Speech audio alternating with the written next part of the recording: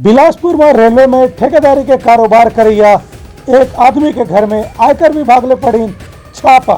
आयकर विभाग के अधिकारी मन बिलासपुर शहर के दो बड़े कारोबारी के यहाँ आज बिहनिया 5 बजे छापा के कार्रवाई शुरू करीन। इनमें प्लांट के मालिक रामोतार अग्रवाल, बजरंग अग्रवाल, पवन अग्रवाल और टिकरापारा स्थित सुनील झंझरिया के झंझरिया भवन समेत उनका कार्यालय, फैक्ट्री और घर शामिल है।